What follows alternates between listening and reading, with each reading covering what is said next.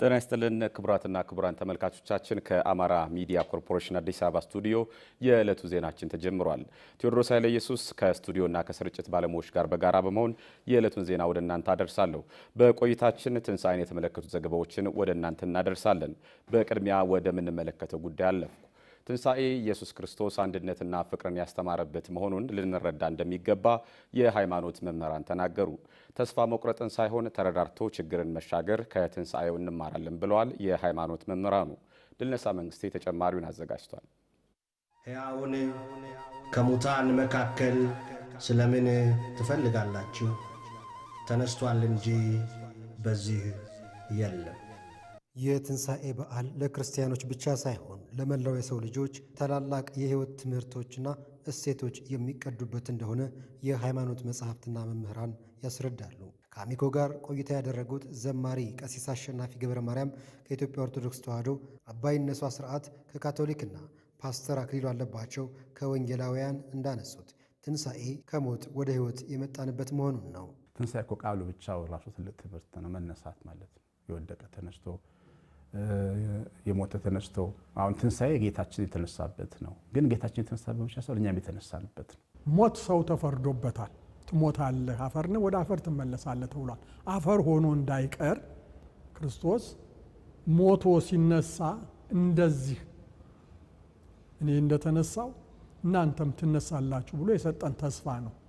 ትንሣኤ ማለት ሞት የመጨረሻ እንዳልሆነ፣ የሰዎች የመጨረሻ እንዳልሆነ፣ ሞት ሆይ መውጊያ የት አለ ወይስ ደግሞ ድል መንሳት የት አለ የተባለው በትንሣኤው ነው። ብርሃነ ትንሣኤውን ስናስብ የምንረዳቸው ለሕይወት ቁልፍ የሆኑ ተምሳሌትነቶች አሉት ይላሉ መምህራኑ።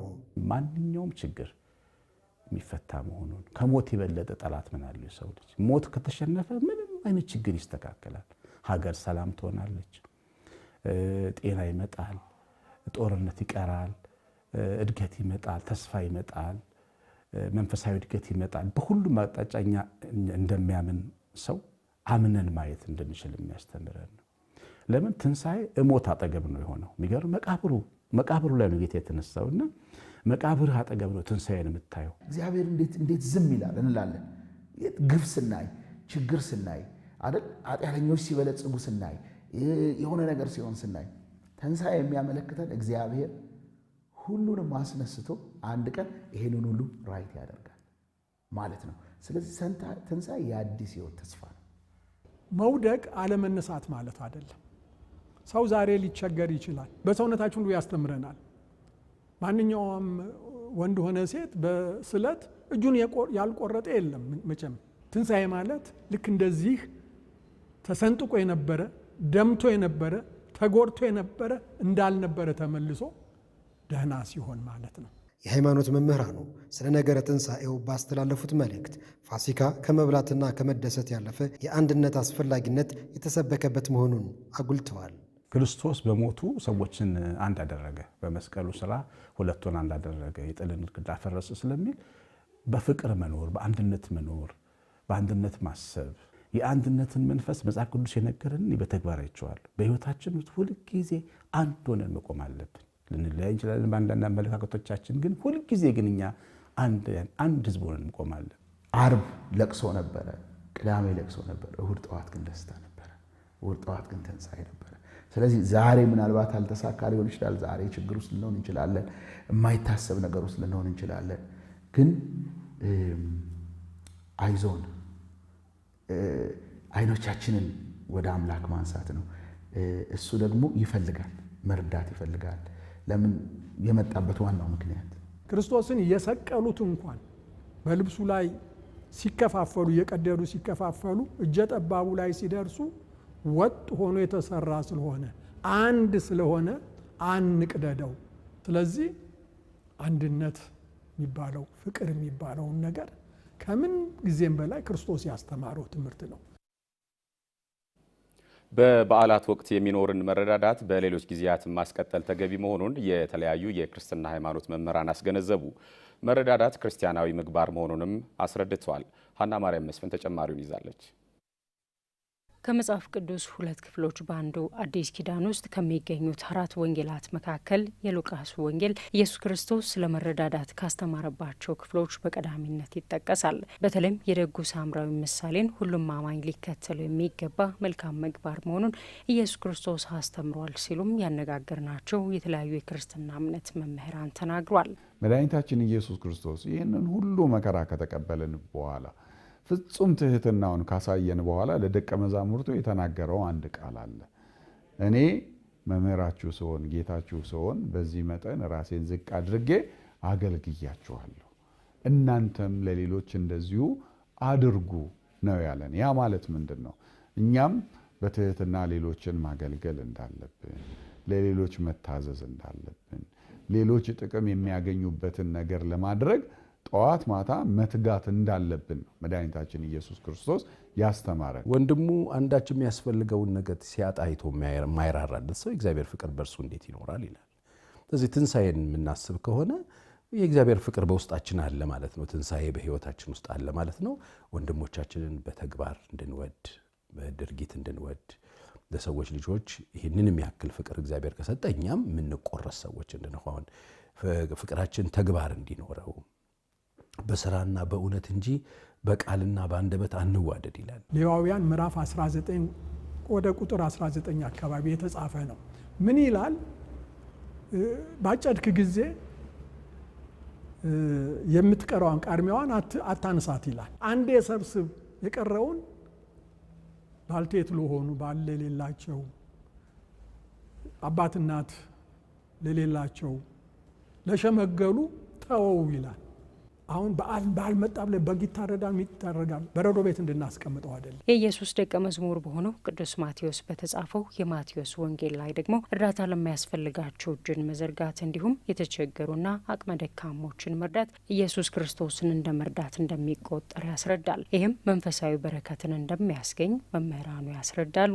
ቁርሳቸውን የሚጾሙ ከሆነ የቁርስ ሰዓት የሚያወጡትን አጠራቅመው ለድሆች የሚሰጥበት መንገድ እንዲመቻች በሁሉም አድባራትና ገዳማት እንደዚህ አይነት ፕሮጀክቶች አሉ። ለምን?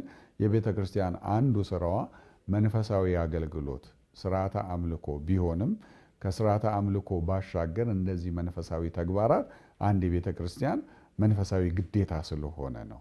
ምን ተነፍሰው እኮ ፋሲካ ቀን ብቻ አይደለም። ከፋሲካም በኋላ እንተነፍሳለን አይደለ እንዴ?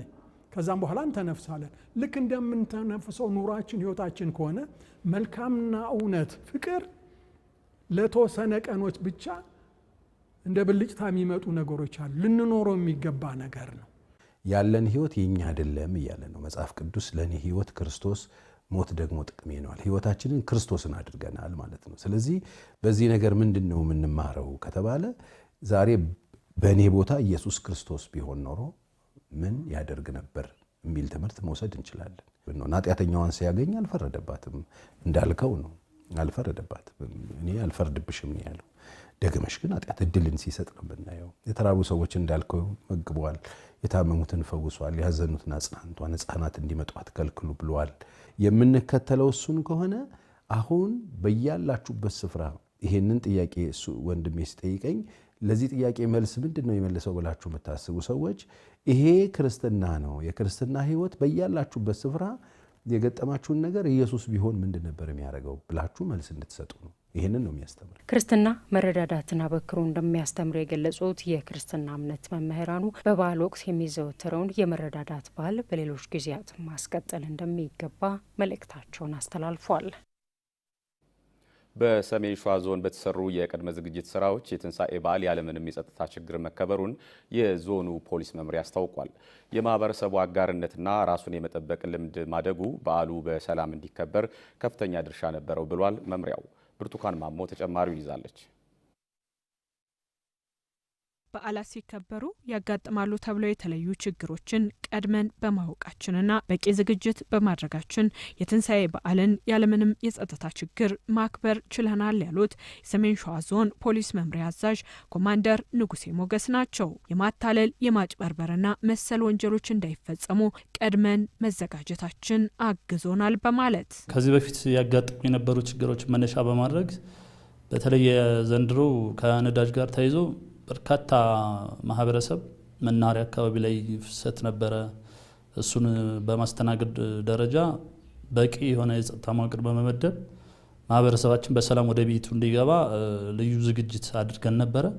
በሌሎችም ከዚህ በፊት ችግር በሚያጋጥምባቸው አካባቢዎች ላይ የስጋት ቦታ የሚባሉት ተለይተው በቂ የጸጥታ መዋቅር ከአጋር የጥምር የጸጥታ መዋቅር ጋር በመቀናጀት ፕላን በማውጣት መደባ ተሰጥቶ ስለነበረ አንዱም እሱ ነው ማለት እንችላለን። ማህበረሰባችንም ለዚህ የነበረው ትብብር በጣም ጥሩ ነበረ። በበዓል ግብይት ወቅት በትራንስፖርትና መሰል አገልግሎቶች ላይ ህብረተሰቡ የራሱ ጠባቂ እንዲሆን የጥንቃቄ መልእክት ቀድመን ማስተላለፍ ችለናል ያሉት ኮማንደር ንጉሴ ማህበረሰቡ ይህንን ተግባራዊ በማድረጉ በዓልን በሰላም መዋል ተችሏል ሲሉም ገልጸዋል። ከበዓል ጋር ተያይዞ ምንም አይነት ችግር አላጋጠመም። በሰላማዊ መንገድ ነው የተጠናቀቀው። እኛም አስቀድመን የጥንቃቄ መልእክት አስተላልፈን ነበር። በእርግጥ ከበዓሉ ጋር ተያይዞ ሊያጋጥሙ የሚችሉ ችግሮች ያው ይኖራሉ። ከምግብ ማብሰል ጋር ተያይዞ ተቀጣጣይ ነገሮች ላይ ጥንቃቄ እንዲያደርጉ ለማህበረሰባችን መልእክት አስተላልፈን ነበረ። ማህበረሰቡም የተላለፈውን መልእክት ተቀብሎ ራሱን በራሱ በመጠበቅም በሰላማዊ መንገድ ምንም አይነት ችግር ሳያጋጥም እንደሸዋ በሁሉም አካባቢዎች ላይ በዓል በሰላማዊ መንገድ እንዲጠናቀቅ ችሏል። በጸጥታ ተግባሩ ማህበረሰቡ ላሳየው አጋዥነትና አብሮነት ምስጋናቸውንም አቅርበዋል። ኮማንደር ንጉሴ ትልቁን ድርሻ የሚወስደው ለሰላሙ ማህበረሰባችን ነው። ላደረጉልን ቀና ትብብር በማንኛውም ረገድ ማህበረሰቡ ያው ራሱን መጠበቅ አለበት ይታወቃል። ግን ያም ሆኖም ማህበረሰባችን ውስጥ ገብቶ ችግር የሚፈጠር ሰው ይኖራል። ያንን በመጋለጥ ያንን በመያዝ ወደ ህግ በማቅረብ ሰላም እንዲጠበቅ በማድረግ ትልቅ አስተዋጽኦ ነበራቸውና አጠቃላይ ለሰሜን ሸዋ ህዝብ ላበረከቱት አስተዋጽኦ ትልቅ አክብሮትና ምስጋና ማቅረብ እፈልጋለሁ ማለት ነው። የዞኑ ሰላም የማህበረሰቡ ነጸብራቅ ነው። ስለዚህ ማህበረሰቡ ሰላም ለማስጠበቅ ሁሌም አጋርነቱን እንዲያሳይም ጠይቀዋል። ከአማራ ሚዲያ ኮርፖሬሽን አዲስ አበባ ስቱዲዮ ለዕለቱ የተዘጋጁ ዘገባዎቻችን የተካተላችኋቸውን ይመስሉ ነበር።